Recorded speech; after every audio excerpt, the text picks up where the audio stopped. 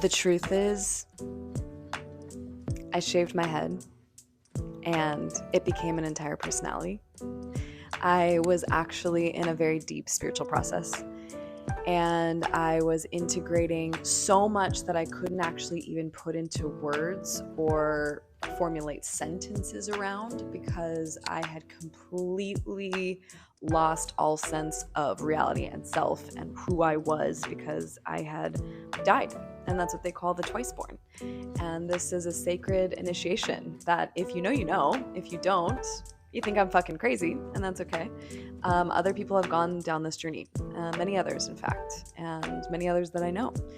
And a new essence comes forward and presents itself. And it can be scary. It can be an interesting time to process. So I keep the sides of my head shaved just to access still this aspect of the self that feels very androgynous, very rooted in both my masculine and feminine. And 11 I see as a sacred guide.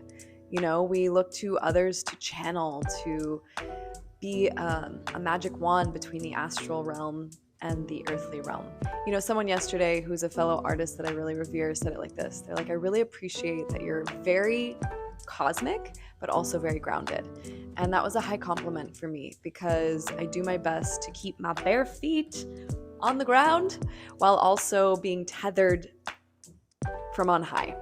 And I really do. I see 11 being this guide for me. I tune into the essence of who 11 is while also now integrating. Now, I didn't know this was going to happen. I didn't know this was going to happen, that I was going to integrate back into Lynette Sine. I didn't know that. There was moments where I was trying to kill her off, and I was trying to rewrite the script, and I went down this gender journey, and I had a lot of dysmorphia and a lot of dissociation happening.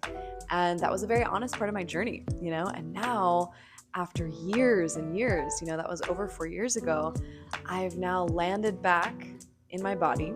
These are extensions, you know, but I have such a good time being a shapeshifter, changing the way that I look, playing with fashion, and now I'm having a really great femme moment. It's super nice. I'm actually on my bleed right now, and my womb allows me to soften. You know, I'm 38. Actually, you know, I've already been 38 for half a year. So literally in a year and a half, I will be the illusion of 40. I will be 40 years old. And I'm going to be, you know, in this moment of really embracing my 40s. So it's a crazy time.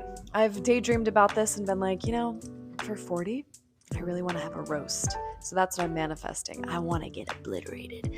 I literally want my closest friends to come and just completely roast me, and I think that would be fun. Anyway, it's been a journey. It has not been a linear process, and I now look in the mirror and I love what I see. I'm coming into this aspect of myself again. Not that I didn't love every aspect of who I've been. I love Lynette Sine. I love 11.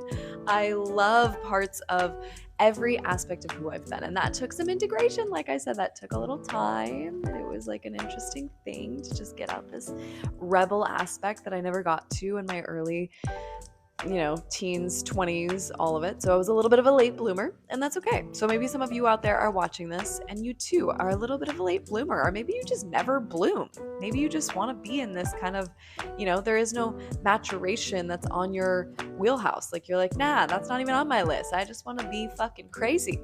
Good for you. Love it. There's an aspect of me that, went a little wild. Even, for me, it was wild. It was definitely pushing some boundaries, and I went down some tunnels that I'll never go down again. That's the truth. And I needed to figure it out. I needed to find what was authentic to me. And for this type of personality that I am, I go all in.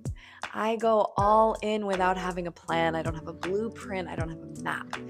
And I just open all three eyes and just kind of allow what wants to be channeled through to happen as authentically as I can. And what you see is what you get, So in each season, maybe next year I shave my head again. I don't foresee that happening. That's the truth. But you never know.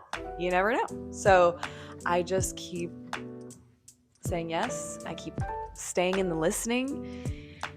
And ultimately, I love to walk with others through this contemplation. So I am starting a new thing, a new thing, where I have my curriculum online. And so I've been building this puzzle piece that is Thrivecart and creating this online school. And it's been a beautiful process, a grueling one as well, to kind of see how I want this to be presented and come forward. But essentially, I'm starting my own mystery school where we contemplate together and we're all in this cohort. And I need a group of 11 different initiates to join me for this new beta pilot test that I'm doing. I've kind of reworked a lot of the curriculum from the past, and I've now updated some of the aspects to it because, of course, each year I integrate new aspects. So I need 11 initiates to join me for the next 8 weeks. It starts July 1st. Truth is, I have fucking deep ass wisdom to share. I have the deepest wisdom. I am a teacher, I am a mentor, and I am a badass one. I have changed fucking lives that right in front of me metamorphose. And I'm like, what? Wow, that is something that I help blow wind behind their wings, and then watching them unfurl is just the greatest joy. I have it written on my mirror where it says, I am safe to receive. My value is not in my productivity, but in my presence. So I would like to be present with you for the next 8 weeks and to walk with you through the curriculum that I've developed and watched other people just revel within because they're given so much permission. And that's what we're going to do. And I'm going to end this video at 11:11. Didn't even plan that, but that's my life.